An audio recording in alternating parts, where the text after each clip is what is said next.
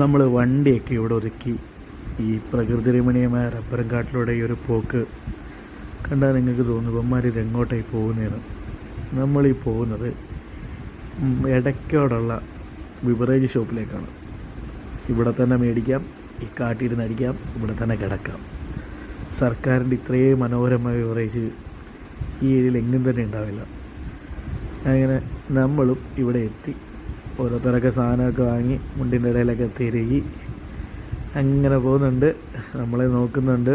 ഇതാണ് ബിവറേജ്.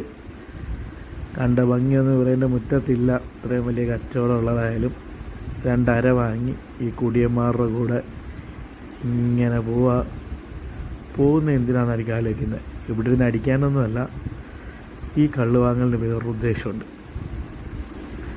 അങ്ങനെ മുമ്പോട്ട് പോകാൻ പറയാം. അതൊക്കെയാണ്. വണ്ടിയിൽ കയറണം, കുപ്പി പൊട്ടിക്കണോ വേണ്ടോ എന്നൊക്കെ ആലോചിക്കുന്നുണ്ട്. വൈബ് കണ്ട 2 എണ്ണം അടിക്കാനൊക്കെ തോന്നുമല്ലോ ആർക്കായാലും.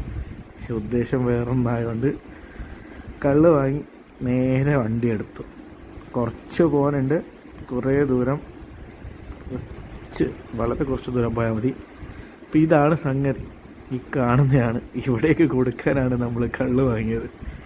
ഈ കാണുന്നത് മലനട അമ്പലമാണ്.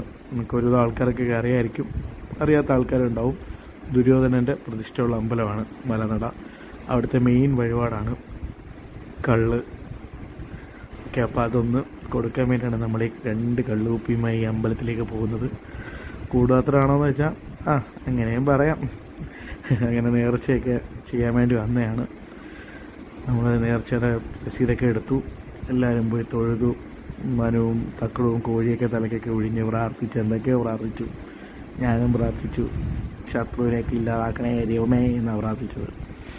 അത് കഴിഞ്ഞ് ചുമ്മാ അങ്ങോട്ടും ഇങ്ങോട്ടും തെക്കോട്ടും മടക്കോട്ടും നടന്ന് 3-4 ഫോട്ടോയൊക്കെ എടുത്ത് ഈ കള്ളും കൊടുത്ത് ദൈവത്തെ വിളിച്ചതാണ്ടേ ഇവിടുന്ന് ഒരു ഇരട്ട വെടി അങ്ങോട്ട് വെച്ചു കൊടുത്തു.